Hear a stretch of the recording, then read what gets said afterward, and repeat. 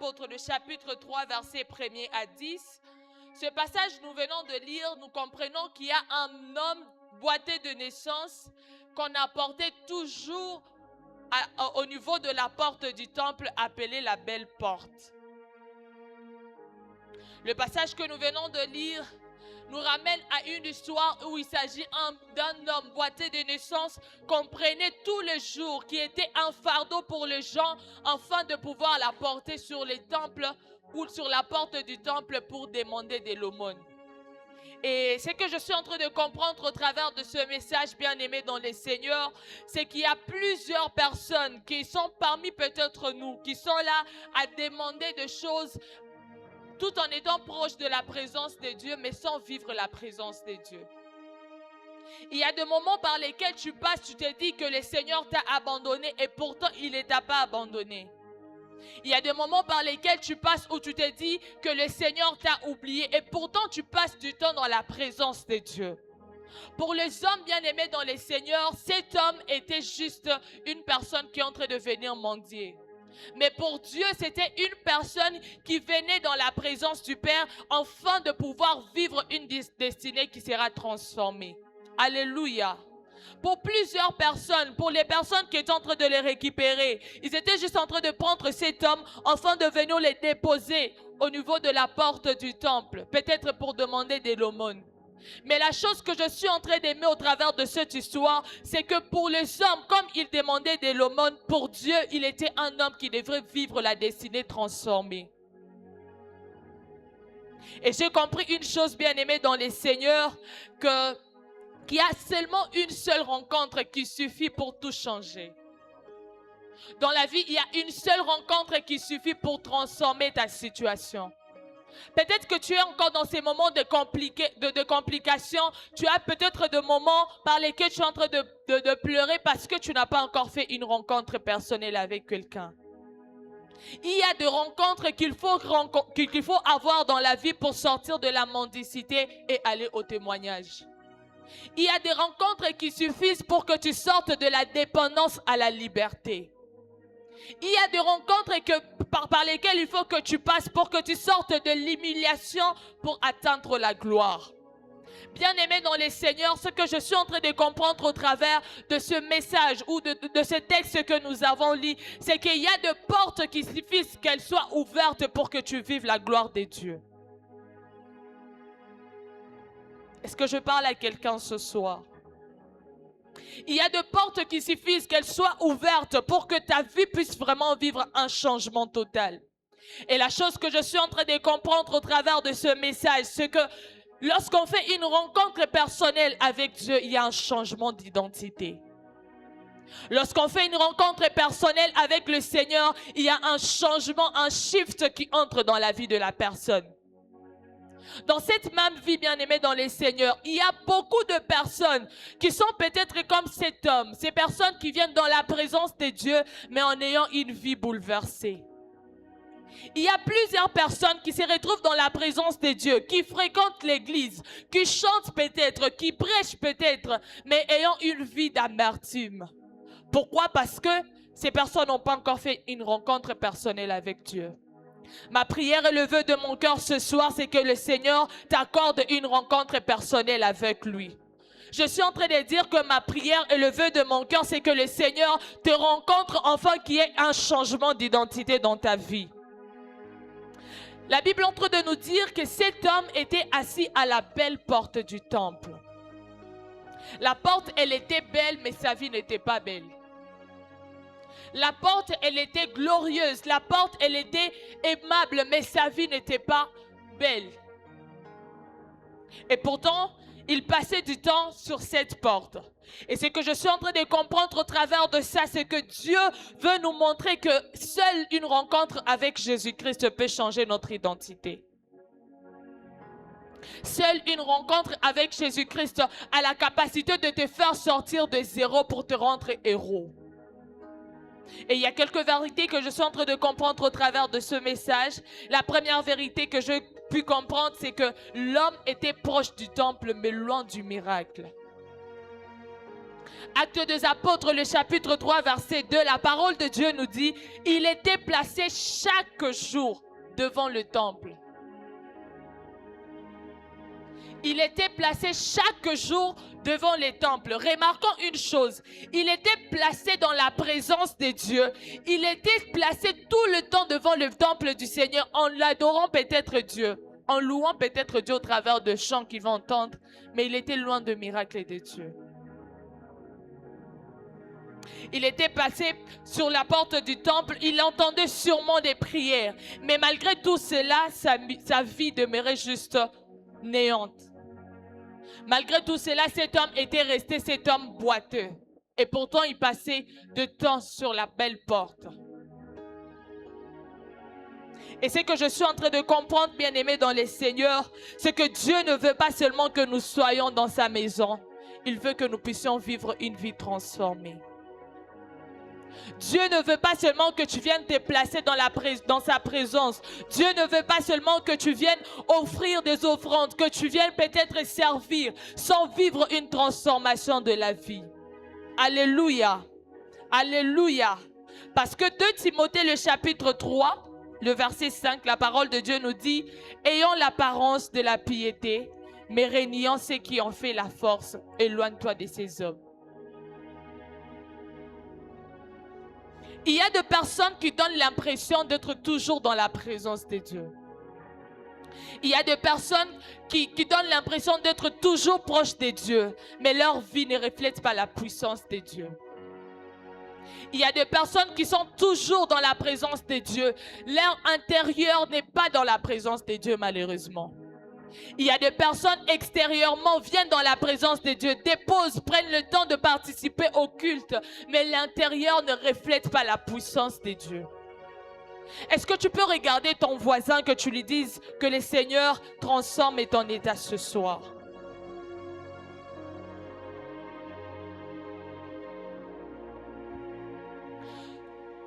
Comme ce boiteux qui était chaque jour sur la belle porte ou la porte du temple, on peut toutefois facilement comprendre que être proche de la présence de Dieu, être dans les temples du Seigneur, être là à servir Dieu ne suffit pas pour vivre une transformation.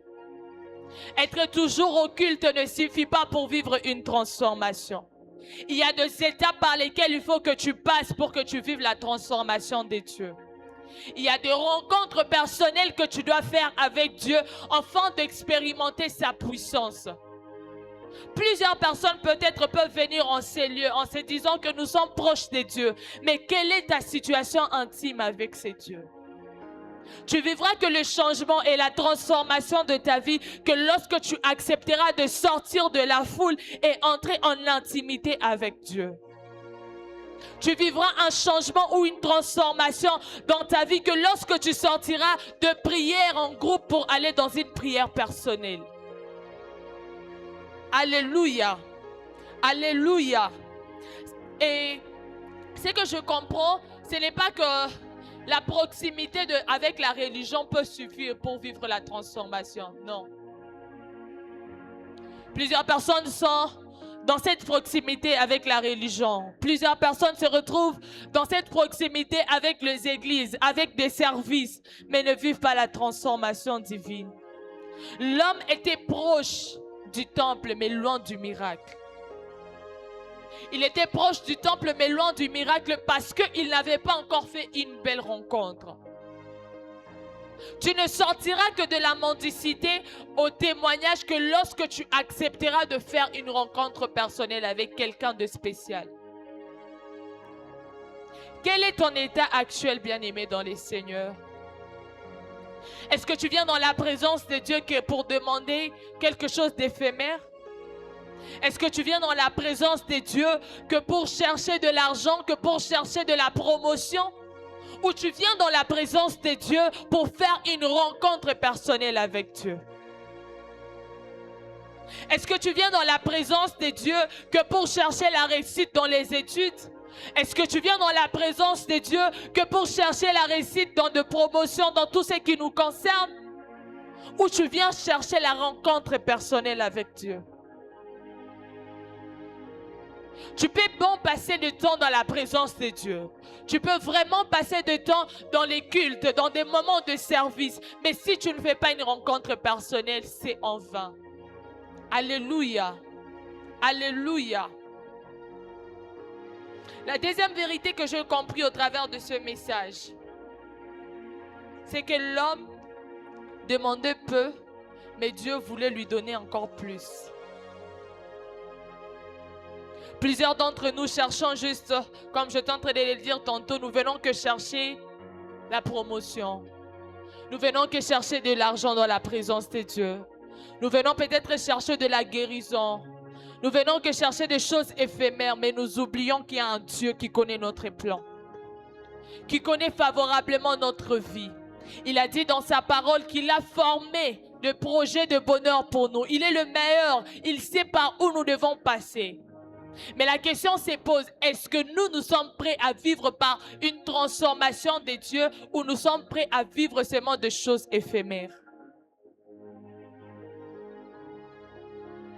Est-ce que nous sommes prêts à passer par le chemin par lequel Dieu aimerait que nous puissions passer ou nous avons besoin de sauter des étapes? Est-ce que nous sommes prêts à passer au travers du sentier que le Seigneur a prévu pour nous ou nous sommes prêts à sauter des étapes afin de vivre quelque chose qui n'est pas à nous? Plus tu sautes des étapes, bien-aimé dans le Seigneur, plus tu t'éloignes de ce que Dieu a prévu pour toi. Plus tu sautes les étapes, plus tu passes à une chose que le Seigneur voudrait que tu prennes conscience de cette situation. Alléluia. Alléluia. Nous passons du temps en cherchant l'argent. Nous passons du temps en cherchant des promotions. Mais ce que j'aime, c'est que Dieu prépare pour nous de restauration. Dieu prépare pour nous de guérison, de destinée glorieuse. Mais malheureusement, pour nous, nous ne prenons pas conscience. Est-ce que tu peux faire l'introspection de tes prières depuis le début de l'année? Qu'est-ce que tu demandes à Dieu? Plusieurs d'entre nous peuvent peut-être demander que le travail, plusieurs vont demander de l'argent, plusieurs vont demander de la réussite dans les études. Mais est-ce que tu as demandé à Dieu de guérir ou de restaurer ton âme? Est-ce que tu as pris le temps de demander à Dieu de restaurer ta vie spirituelle? Est-ce que tu as pris le temps de demander à Dieu de restaurer ta situation actuelle afin de vivre la destinée glorieuse? Malheureusement pour nous, nous pensons que la destinée glorieuse c'est celle où il y a seulement l'argent. Pour nous, nous pensons que la destinée glorieuse c'est dans laquelle on se retrouve juste en ayant de l'argent. C'est bien, je refuse pas, je n'en disconviens pas. Mais est-ce que tu peux avoir de l'argent avec un cœur amertume? Quelle est l'importance d'avoir cet argent avec un cœur qui est blessé? Quelle est l'importance d'avoir cet argent avec un cœur brisé? Est-ce que tu vivras vraiment la joie de cet argent en ayant un cœur brisé? Et si on essayait un peu de revoir nos prières actuelles? Et si on essayait un peu de voir les motivations que nous avons dans nos prières? Est-ce qu'on peut demander à Dieu de restaurer d'abord nos vies? Est-ce qu'on peut demander à Dieu de nous remettre encore dans la guérison de l'âme pour vivre le témoignage de Dieu? Est-ce que je parle à quelqu'un ce soir? Dieu a prévu de grandes choses pour nous. Mais le problème, c'est que nous les limitons. Je peux vous assurer qu'il y a un Dieu au-delà de celui qui donne de l'argent. Il y a un Dieu qui est au-delà de ce que nous pensons. Ce que nous pensons être grand dans ce monde, chez lui n'est rien. Tu as besoin de sortir de cette situation où tu limites Dieu pour aller dans la situation où il est illimité. La seule personne ayant la capacité de restaurer ton âme, la seule personne ayant la capacité de changer ta situation, c'est Dieu. Alléluia. La parole de Dieu est en train de nous dire dans Ésaïe 55, le verset 8, il nous dit: mes pensées ne sont pas vos pensées, mes voix ne sont pas vos voix. Est-ce que vous vous rendez compte que seul Dieu a la capacité de nous accompagner dans cette destinée glorieuse? Parce que nos pensées ne sont pas ses pensées. Nos voix ne sont pas ses voix. Il a tant de projets pour nous. Mais malheureusement, nous le limitons. Nous pensons seulement que c'est cette personne ayant la capacité de donner qu'une catégorie de choses. Cet homme boitait demandait juste de l'aumône. Mais Dieu lui préparait de miracles. Cet homme boitait demandait que juste de l'argent. Mais Dieu lui préparait de la guérison totale. Cet homme boiteux était limité qu'à venir dans la... Je dirais même pas dans la présence de Dieu. Au niveau de la porte du temple. Que pour demander de l'aumône. Il ne pensait même pas au miracle. Il ne pensait même pas à s'élever parce qu'il se disait que j'ai juste besoin de l'argent, ma situation ne va pas changer. J'ai juste besoin de l'argent pour que je me sente à l'aise. Mais il avait déjà oublié qu'il y a un Dieu ayant la capacité de l'élever. Il avait déjà oublié qu'il y a un Dieu ayant la capacité de le faire sortir de cette situation pour lui rendre meilleur. Le problème pour nous, c'est que nous limitons les seigneurs. Le problème pour nous, c'est que nous pensons que seul l'argent va suffire pour la vie glorieuse. Le problème pour nous, c'est que nous pensons que seule la promotion peut suffire dans ton travail pour que tu vives la joie. Mais je peux te rassurer d'une chose, bien-aimée dans les seigneurs, c'est qu'il y a un Dieu qui est au-delà de cette promotion. Il y a un Dieu ayant la capacité de te donner au-delà de ça. Je refuse que tu sois cette personne, je refuse que tu sois ce jeune homme ou cette jeune dame qui pense qu'au mariage, par exemple. Il y a d'autres personnes ici qui se disent la destinée glorieuse, c'est le mariage. Mais est-ce qu'on peut sortir de la situation où nous limitons les seigneurs pour aller dans la transformation avec Dieu? Alléluia. Alléluia. La troisième vérité que je suis en train de comprendre par ce message, c'est que Pierre donna tout ce qu'il avait.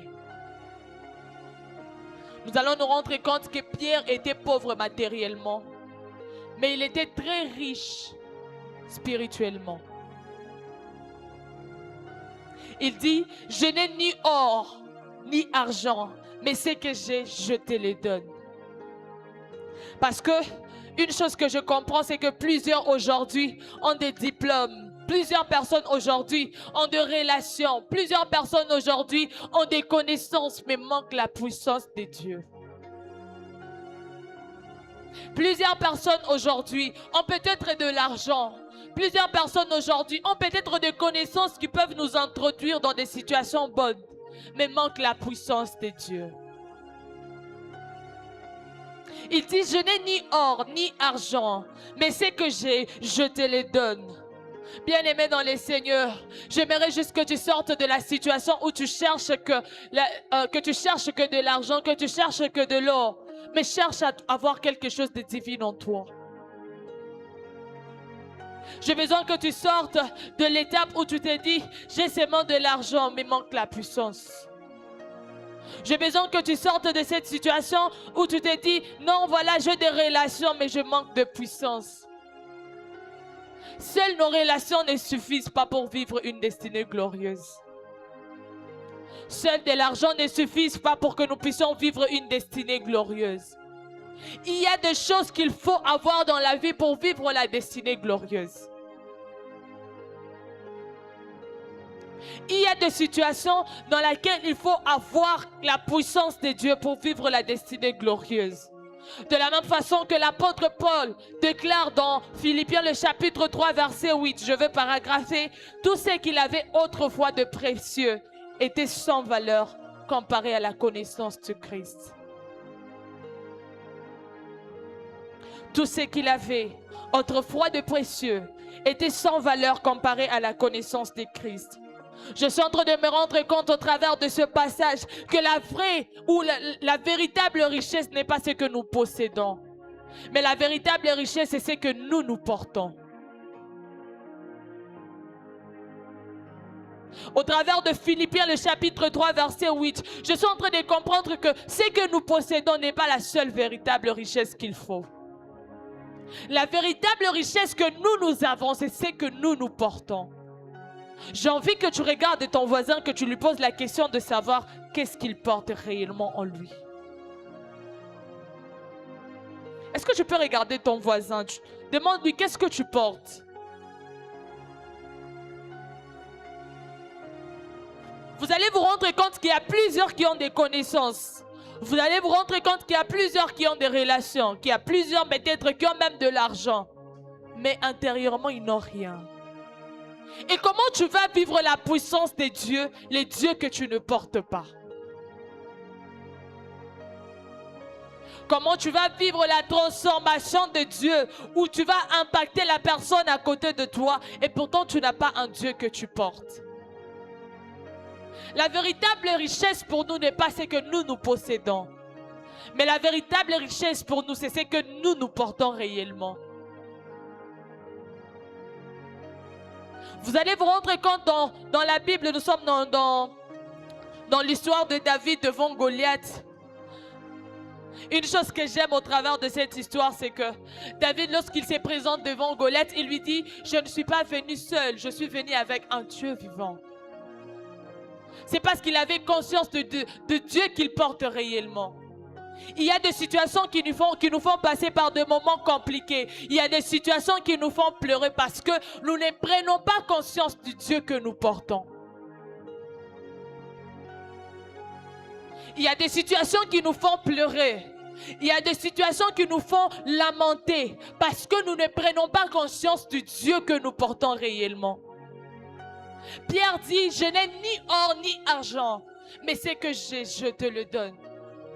Vous allez vous rendre compte qu'au travers de cette phrase, c'est que Pierre avait vraiment connaissance de la personne qu'il portait. Pierre était conscient de la personne réellement qu'il porte en lui. Il savait que Jésus que je porte en moi est plus fort que cette maladie. Il savait que le Jésus que je porte en moi est plus fort que cette situation. Mais quel est ton état actuel, bien-aimé dans le Seigneur?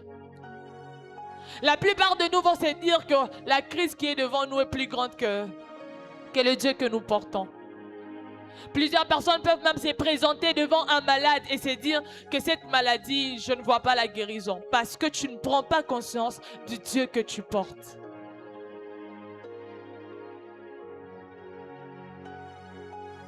Il faut que tu arrives à une situation ou à un niveau de prendre conscience du Dieu que tu portes pour vivre réellement la belle porte de ta vie.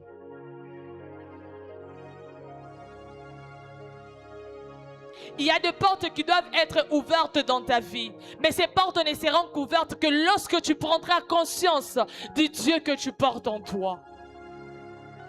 On a toujours dit, même la parole de Dieu nous dit, celui qui est en moi est plus fort que celui qui est dans ce monde. N'est-ce pas? Mais le problème pour nous, c'est que nous pensons que ce qui est dans ce monde est plus grand que c'est Dieu qui est en nous. Nous limitons le Seigneur. Nous nous disons que nous ne pouvons pas sortir de cette situation, de cette maladie. Je ne vois pas comment je peux vivre la guérison. Mais j'ai envie de te faire savoir que le Dieu que tu portes en toi a la capacité de te restaurer. Le Dieu que tu portes en toi a la capacité de te faire sortir de la belle porte juste en train de mentir pour entrer dans la gloire. Alléluia. Alléluia. La quatrième vérité que j'ai compris au travers de ce message, c'est que le nom de Jésus brise les limites. Le nom de Jésus délivre. Le nom de Jésus nous fait sortir de toutes ces alliances ou de ces chaînes qui nous limitaient. Bien-aimés dans le Seigneur, les miracles dans ces versets ne s'est pas produit grâce à Pierre. Le miracle ne s'est pas produit parce que Pierre a juste dit non. Mais il s'est produit réellement parce que Pierre a utilisé le nom de Jésus. Il a dit, au nom de Jésus-Christ de Nazareth, lève-toi et marche. Et ce que j'ai compris au travers de ce nom de Jésus, c'est que le nom de Jésus représente plusieurs choses dans nos vies. Que ce soit dans la vie spirituelle, que ce soit même dans la vie physique. Le nom de Jésus, je vais le dire en passant, représente l'autorité. Le nom de Jésus représente la puissance. Le nom de Jésus représente la victoire. Le nom de Jésus représente même le salut. La Bible est en train de nous dire dans Philippiens le chapitre 2, versets 9 à 11. Il dit, c'est pourquoi aussi Dieu l'a souverainement élevé et lui a donné un nom qui est au-dessus de tout nom, afin qu'au nom de Jésus, tous genoux fléchissent dans les cieux, sur la terre et sous la terre, et que toute langue confesse que Jésus-Christ est Seigneur, à la gloire du Père. Le nom de Jésus, je dirais que c'est le nom le plus glorieux de ce monde. Le nom de Jésus, c'est un nom qui est au-dessus de cette situation qui te fait mal. Mais malheureusement pour nous, c'est que nous prions, nous nous limitons juste à se lamenter sans utiliser ces noms. Le nom de Jésus que tu portes en toi représente ton autorité devant cette situation difficile. Le nom de Jésus que tu portes en toi représente la puissance que tu portes réellement dans cette maladie. Le nom de Jésus que tu cites tout le temps représente l'autorité que tu as devant cette situation qui te fait mal. Parce que Dieu l'a souverainement élevé. La Bible nous dit que tout genou fléchisse et toute langue confesse que lui seul est Dieu. C'est devant ces noms que tout peut fléchir. J'aimerais que quand tu prends le temps de prier, que tu pries même avec ce passage, en train de dire à Dieu, au nom de Jésus, je fais fléchir cette situation. Même Jean, le chapitre 14, verset 13, la parole de Dieu nous dit, tout ce que vous demanderez en mon nom, je le ferai. Tout ce que vous demandez, on n'a pas dit tout ce que vous demandez juste comme ça. Il a dit en mon nom. C'est Jésus qui est en train de le dire. Parce que le nom de Jésus a la capacité de te donner ce que tu as toujours désiré. Le nom de Jésus a la capacité de te faire sortir de cette situation difficile pour t'amener dans la gloire. Et ma prière, le feu de mon cœur, c'est que le Seigneur t'accorde encore la victoire dans cette situation dans le nom de Jésus. Je prie que le Seigneur te donne la guérison totale dans cette situation dans le nom de Jésus. Le nom qui est au-dessus de tout autre nom, je déclare et la prière que je suis en train de faire pour toi, c'est que toutes ces choses qui te font mal, réellement puissent fléchir les genoux dans le nom de Jésus. Tout ce que vous demanderez en mon nom, je le ferai, afin que le Père soit glorifié dans le Fils. Pourquoi Pierre n'a pas utilisé son nom en demandant à cet homme de s'élever? Pourquoi Pierre n'a pas dit « En mon nom, lève-toi » ? C'est parce que Pierre, il savait la puissance qui venait réellement de lui. C'est parce que Pierre savait la puissance qu'il avait dans le nom de Jésus qu'il devrait utiliser. L'apôtre Paul nous a raconté que Dieu a élevé d'une manière souveraine le nom de Jésus et lui a donné le nom au-dessus de tout autre nom. Cela signifie qu'aucun autre nom n'a le pouvoir dans la présence de Dieu. Qu'aucun autre nom n'a le pouvoir devant le nom de Jésus. Peu importe ta souffrance, cette souffrance n'a pas le pouvoir devant le nom de Jésus. Cette maladie n'a pas le pouvoir devant le nom de Jésus. Cette situation plus compliquée dans ta vie n'a pas le pouvoir devant le nom de Jésus. J'aimerais que quand tu seras en train de prier ce soir, que tu utilises le nom de Jésus, parce que le nom de Jésus a la capacité de t'amener dans ta destinée glorieuse. J'aimerais que lorsque tu seras en train de prier, que tu utilises le nom de Jésus, parce que le nom de Jésus a la capacité d'apporter la restauration. Il a la capacité d'apporter la guérison totale en toi. Bien-aimé dans les seigneurs, ce que j'ai compris, c'est que lorsqu'on invoque le nom de Jésus, c'est-à-dire qu'on invoque avec puissance, on invoque avec foi. Lorsque tu invoques le nom de Jésus, tu te soumets réellement à son autorité. Tu soumets cette situation à l'autorité du nom de Jésus. C'est-à-dire que si le nom de Jésus est au-dessus de tout, alors aucun problème de ta vie n'est au-dessus de Jésus. Si le nom de Jésus est au-dessus de toutes choses encore dans ce monde, c'est-à-dire que cette maladie n'a pas de place encore devant le nom de Jésus. Que cette souffrance n'a pas de place devant le nom de Jésus. Que ce chômage n'a pas de place devant le nom de Jésus. Parce que une chose que je sais, c'est que Jésus agit encore jusqu'aujourd'hui. Si le nom de Jésus a permis à ce que Pierre relève encore le monsieur et guérisse encore les malades, c'est que ce Jésus existe encore jusqu'aujourd'hui. Il a la capacité de répondre à ta prière que si tu l'invoques en son nom. Il dit, Jésus-Christ lui-même dit, tout ce que vous demanderez en mon nom, je le ferai. C'est-à-dire, ce que je suis en train de comprendre même, c'est que le nom de Jésus est la formule magique pour nous les chrétiens. Le nom de Jésus te permet de sortir d'une situation quelconque pour aller vers une situation glorieuse. Et ce que je sais, comme je suis en train de le dire avant, c'est que lorsque tu pries au nom de Jésus, tu pries avec foi. Lorsque tu pries au nom de Jésus, tu pries avec puissance. Tu pries selon la volonté de Dieu, afin que le Père soit glorifié. Le Jésus qui a répondu à Pierre, il est le même jusqu'aujourd'hui. La Bible nous dit qu'il est le même hier, aujourd'hui et éternellement. Plusieurs personnes peut-être ne vivent plus le miracle parce qu'on n'utilise pas le nom de Jésus.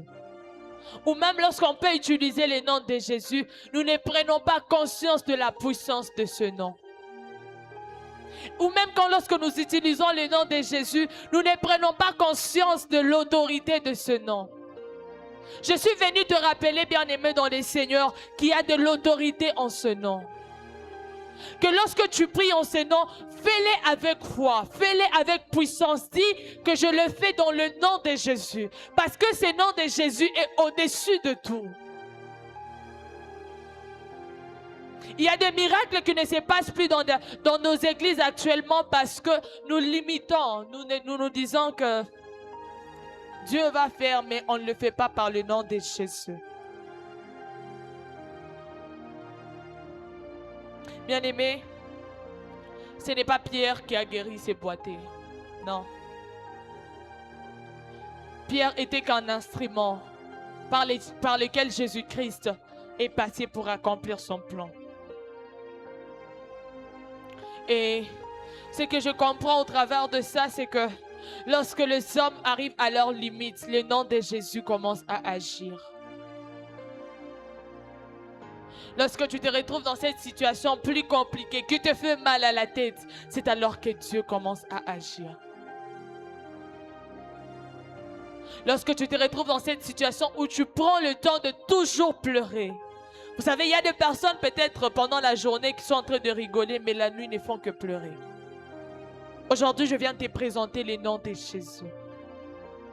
Aujourd'hui, je viens te présenter le nom qui est au-dessus de ces pleurs. Aujourd'hui, je viens te présenter le nom qui est au-dessus de ces lamentations. Le même Jésus qui a relevé ce boité est capable de relever une vie ce soir. Le même Jésus qui a été capable de relever ce boité est capable de transformer un foyer. Il est capable de transformer une vie ce soir. Et ma prière et le vœu de mon cœur ce soir, c'est que dans le nom de Jésus, que tu vives la destinée glorieuse. Alléluia. Alléluia. La cinquième vérité que j'ai compris au travers de ce passage, c'est que au nom de Jésus, ces boîtiers s'élèvent. Bien-aimés dans le Seigneur, j'ai compris que d'une chose, le miracle a besoin de deux parties, a besoin de l'accomplissement de deux parties. Une personne peut venir dans ta vie, le dire dans le nom de Jésus. Mais si tu ne crois pas à ce nom, rien ne va se passer. Le miracle est venu, mais il fallait que l'homme se mette à répondre à ce miracle pour vivre la gloire de Dieu. Pierre les prit par sa main et il s'éleva. Le miracle aura toujours besoin de la participation de deux parties. Le miracle aura toujours besoin de la participation de certaines personnes pour que Dieu agisse. Dieu ne fera pas tout à ta place. Dieu ne va pas t'accorder tout juste comme ça. Tu as besoin de payer aussi les prix pour vivre le miracle de Dieu. Le miracle exigera réellement la participation de deux côtés. Le miracle t'exigera la foi. Le miracle t'exigera la croyance à la parole de Dieu. Le miracle t'exigera la conscience du nom de Jésus. La Bible entre de nous dire dans Jacques le chapitre 2 verset 17 que la foi sans œuvre est morte. Tu peux même avoir la foi, mais si tu ne te mets pas à faire le premier pas, ça ne va pas se passer. Il y a des choses peut-être qui sont ici dans la présence de Dieu. Mais ces choses ont juste besoin que tu fasses le premier pas pour les avoir. Tu veux vivre le miracle de Dieu. Je viens te rappeler d'une chose, tu as besoin de participer pour ce vivre. Parce que la foi sans œuvre est morte. Dieu attend de nous de l'obéissance. Dieu attend de nous de la foi. Dieu attend de nous quelque chose qu'il faut, même de l'onction pour vivre ces miracles. Il peut même te dire, mon frère, je peux même venir dire à une personne ce soir, mon frère, le Seigneur me dit que tu vas faire de grandes choses, que tu seras par exemple une grande personnalité dans la vie spirituelle. Mais tu ne le seras pas juste parce que je l'ai dit. Tu seras que cette grande personnalité dans la vie spirituelle que lorsque tu accepteras de faire un pas. Il y a plusieurs personnes qui ont reçu des prophéties. Et aujourd'hui, on s'est dit même que des prophètes sont devenus des menteurs. Pourquoi? Parce que nous avons refusé de faire le premier pas. On est dans cette église, une église prophétique. Il y a des prophéties peut-être qu'on a déjà dites sur toi. Mais après, tu vas te dire que Dieu est un menteur. Non. Il n'est pas un homme pour mentir, ni un fils de l'homme pour se repentir. Mais je viens juste te rappeler d'une chose, que cette prophétie s'accomplira que dans ta vie, que lorsque tu te mettras à faire un pas. Est-ce que tu peux regarder ton voisin et que tu lui dises, est-ce que tu comprends que c'est nous qui limitons réellement Dieu?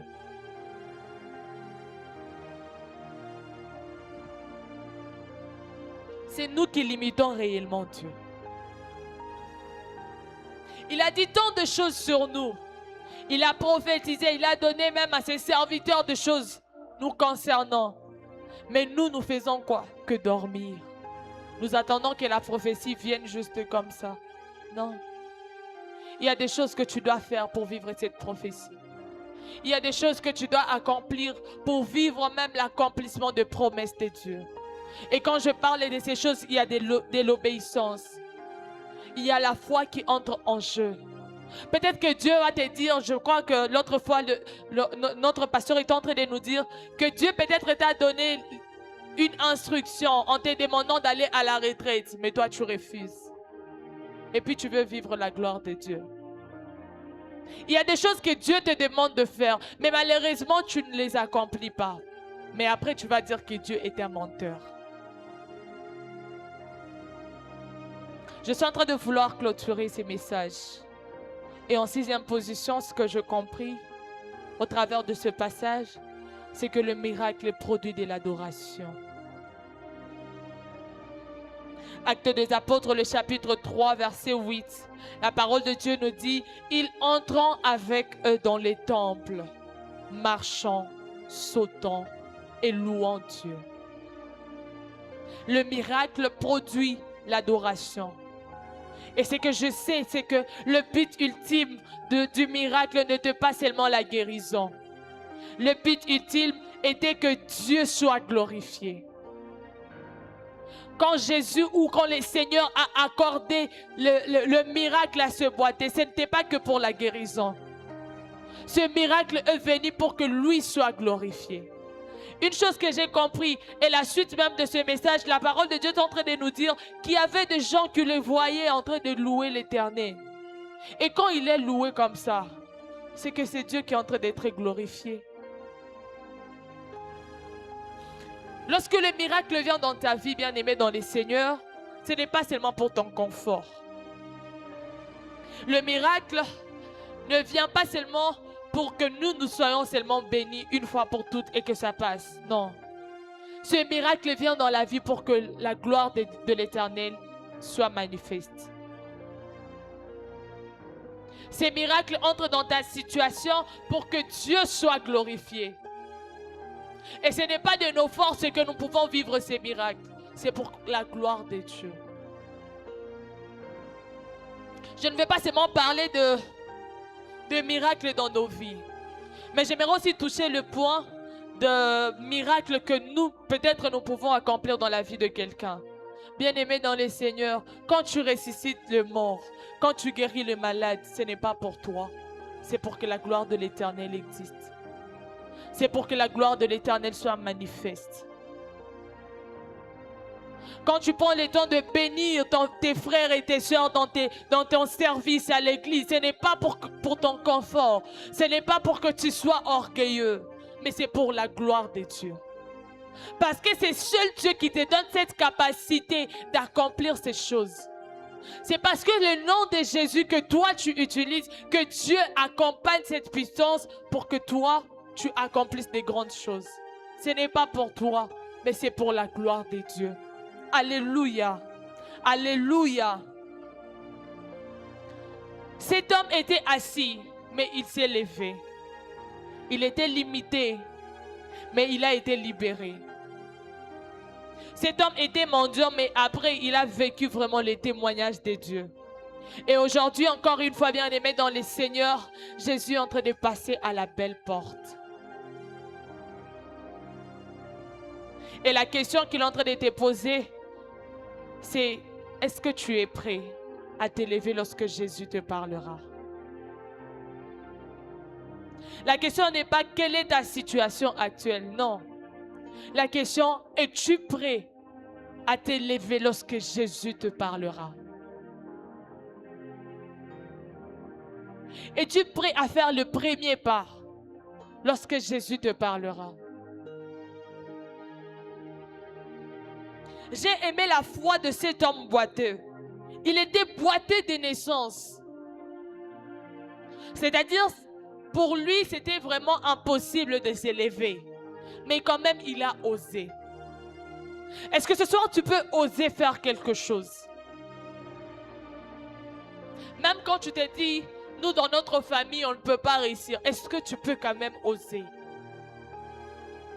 Essaie un peu juste de t'élever. Cet homme était assis, mais il s'est levé parce qu'il avait la foi en Dieu. Parce qu'il avait la foi envers ces personnes qui lui parlaient. Peut-être que tu es assis à la porte depuis des années, bien-aimé. La porte de la souffrance, la porte de découragement, la porte de l'échec. Mais aujourd'hui, au nom de Jésus-Christ, lève-toi et marche. Peut-être que tu es assis à la porte de la pauvreté, que tu es assis peut-être à la porte de maladie, à la porte de souffrance, de chômage et tout ce qui va avec. Mais au nom de Jésus, lève-toi et marche. Est-ce que tu peux mettre la foi que tu as toujours dit dans la présence de Dieu, que tu as en foi en Dieu? Aujourd'hui, tu mets ça en pratique. J'aimerais que quelqu'un soit debout aujourd'hui dans la présence de Dieu. Si cela est possible, tu seras debout, nous allons prier.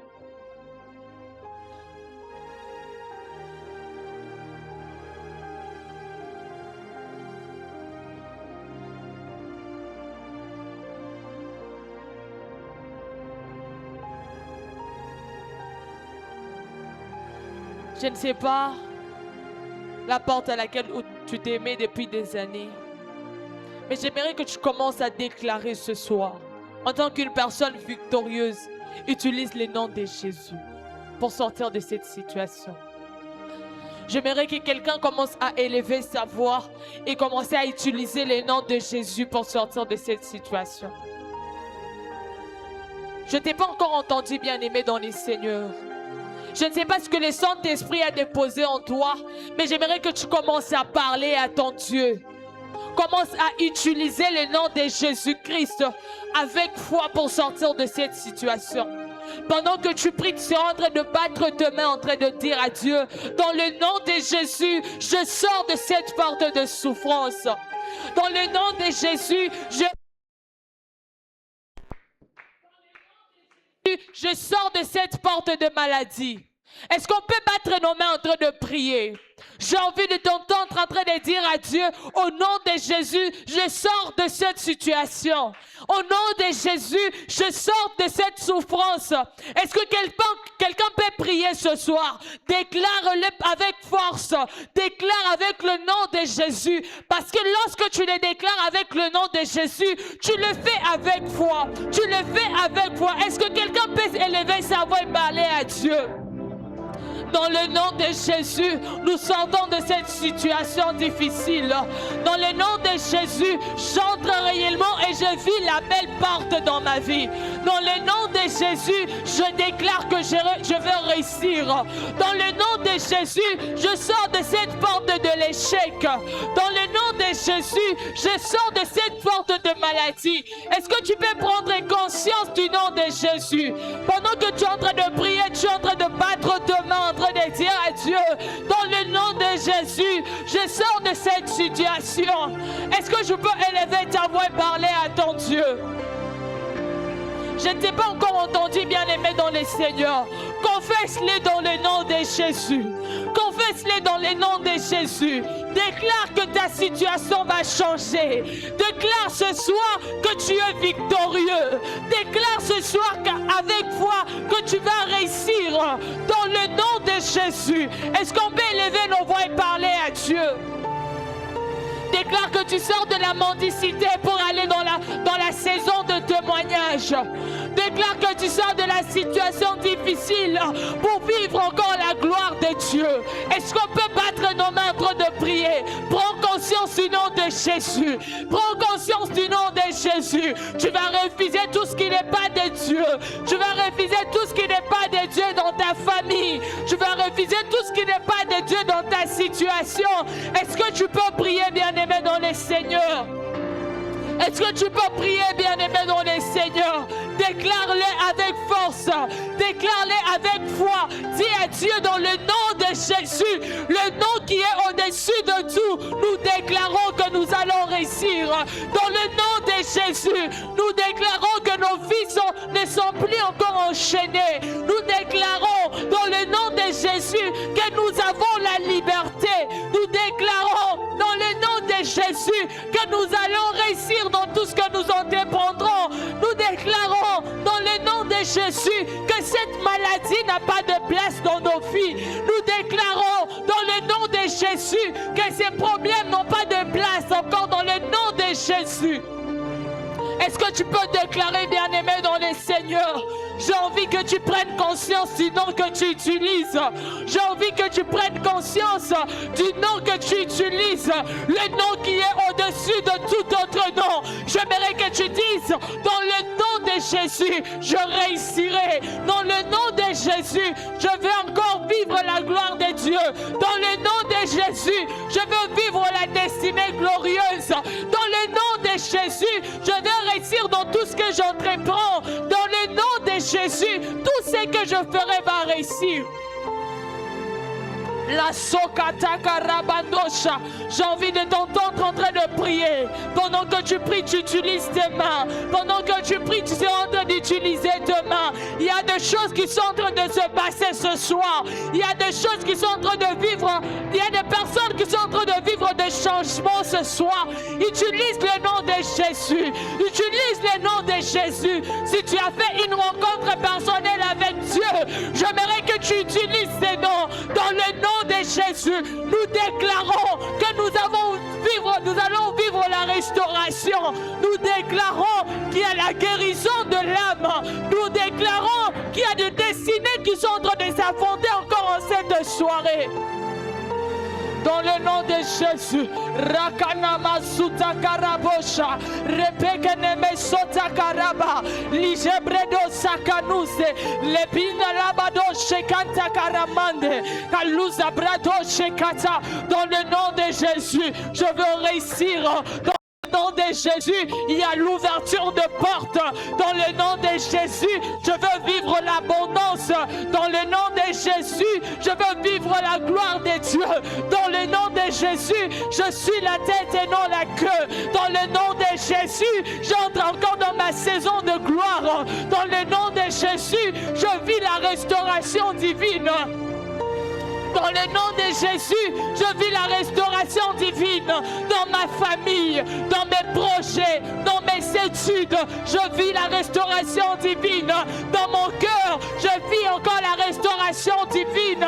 Dans le nom de Jésus, je déclare la gloire de Dieu entre dans ma maison. Dans le nom de Jésus, je déclare que la gloire de Dieu entre dans ma famille. Dans le nom de Jésus, je déclare la gloire de Dieu entre dans ma jeunesse. Dans le nom de Jésus, je déclare que la présence de Dieu sera palpable dans mon ministère. Je déclare dans le nom de Jésus. Est-ce que tu peux prendre conscience de ce nom? Est-ce que tu peux prendre conscience de ce nom et prier?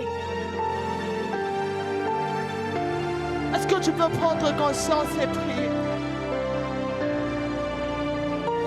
Nasokarabado Shakata. Les soubrande karaduze brente keremonta. Aluza brado shekente que le mande. La cuza brado shekente que le bosakata. Yamando que le duza brado shekente que le monta. Lisa brado kintalabado sheka.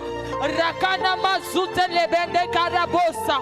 Lise pente kere boshi katakaraba. Redoza mandu sekete kere mande. Alusa pato shekete kere monda. Lupete kere boshi brada la bossa. Dans le nom de Jésus, je déclare que j'entre dans la pensée de Dieu. Dans le nom de Jésus, je déclare que ma vie ne va pas marcher selon mes plans, mais je veux marcher selon les plans de Dieu. Parce que mes pensées ne sont pas les pensées du Seigneur. Parce que mes voix ne sont pas les voix du Seigneur. Je les déclare ce soir. Oui, Éternel, je te fais confiance. Oui, Éternel, je te fais confiance. Dans le nom de Jésus, je sors de la mendicité. Au moment de témoignage, la sokanama douce bredente. Ratusha kanama sokete que rebonta. Je ne sais pas ce qui te fait mal, bien-aimé. Je ne sais pas ce qui te tracasse ce soir. Mais de la même façon que la parole de Dieu l'a dit, dans Jean, le chapitre 14, verset 13, tout ce que vous demanderez en mon nom, je vous donnerai. Est-ce que ce soir tu peux élever tes mains et commencer à demander à Dieu? Est-ce que tu peux élever tes mains et commencer à dire à Dieu, Seigneur, ce soir c'est encore moi. Je ne sais pas la chose qui t'a attiré encore en ces lieux, mais j'ai envie que tu commences à parler à ton Dieu. Utilise le nom de Jésus, ayant de l'autorité. Utilise le nom de Jésus, ayant la capacité de changer ta situation. J'ai envie que tu dises à Dieu, je suis là. Je suis là ce soir, je m'attends à toi. Je suis là dans le nom de Jésus. J'aimerais te vivre. J'aimerais te vivre dans mes projets. J'aimerais vivre les portes ouvertes. J'aimerais vivre des opportunités. J'aimerais vivre ta gloire. J'aimerais vivre une destinée glorieuse. Est-ce que tu peux élever ta voix et parler à ton Dieu? Je ne sais pas quelle est la requête qui t'a attiré en ces lieux, mais j'aimerais que tu déposes cela dans la présence de Dieu. Que tu déposes cela dans la présence de Dieu. Que tu lui dises, Seigneur, je te fais confiance. Que tu lui dises, Seigneur, je fais ces premiers pas, je te fais confiance. Seigneur, dans cette situation qui me fait mal, je te fais confiance. Dans cette situation qui me tourmente du jour au lendemain, je te fais confiance. Est-ce que tu peux le déclarer ce soir? Est-ce que tu peux le déclarer ce soir et parler à ton Dieu? Seigneur, nous te faisons confiance. Nous te faisons confiance, Seigneur. Nous faisons confiance à ce nom. Le nom qui est élevé au-dessus de tout. Le nom qui est élevé au-dessus de nos maladies. Le nom qui est élevé au-dessus de nos chômages. Le nom qui est élevé au-dessus de nos imperfections. Le nom qui est au-dessus de toutes choses, au-dessus de nos relations. Seigneur, nous te faisons confiance. Nous savons que tu as la capacité de transformer cette situation. Et voilà pourquoi encore avec les saints qui sont encore en ces lieux, nous t'acclamons. Est-ce que tu peux royalement acclamer le Seigneur? Il s'agit d'une soirée de victoire. Si tu es victorieux dans la présence de Dieu, est-ce que tu peux royalement acclamer le Seigneur? Est-ce que tu peux pousser les cris de joie à l'honneur de notre Dieu? Le Dieu qui t'a accordé la solution à ce problème. Le Dieu qui t'apporte la vie. Le Dieu qui change ta situation. Est-ce que tu peux royalement acclamer le roi des rois? Est-ce que tu peux pousser les cris de joie à l'honneur de notre Dieu? Alléluia. Alléluia. Merci, vous pouvez prendre place. Nous sommes pratiquement à la fin de notre culte de ce soir. J'aimerais que tu sortes d'ici avec assurance que tu as reçu quelque chose de la part de l'Éternel. Alléluia. Alléluia. De là où tu es, tu vas prendre ton offrande, l'offrande de la parole. Ou si tu es même venu en retard, tu vas prendre ton offrande. Tu seras en train de venir s'aimer encore ta prière de ce soir. Élevons nos voix et prions. Seigneur, nous te recommandons ces billets de banque. Qu'il te plaise, éternel Dieu, de bénir encore les poches qui vont donner. Seigneur, ces offrandes, nous prions que ça soit des signatures au bas de nos prières de ce soir. Que ces offrandes apportent la restauration dans le nom de Jésus. Amen. Est-ce que tu peux venir déposer ton offrande de ce soir?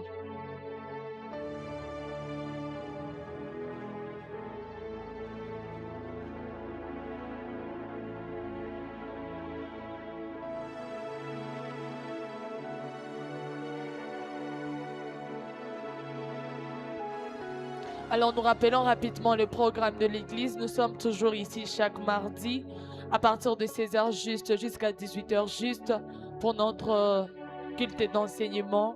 Chaque vendredi à partir de 16h juste jusqu'à 18h juste pour notre soirée de victoire comme celle-ci. Et chaque dimanche à partir de 9h30 jusqu'à 12h juste pour notre culte de prophétique Sunday. J'aimerais que lorsque tu viens dans la présence de Dieu, que tu prennes le temps d'inviter ton frère et ta sœur, afin que nous soyons tous bénéficiaires de choses que le Seigneur nous accorde encore au sein de ces programmes. Alléluia. Alléluia.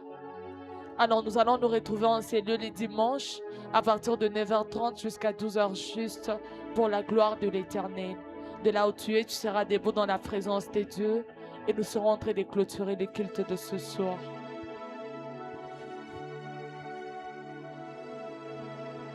Je vais inviter le frère Merveille pour la prière de clôture.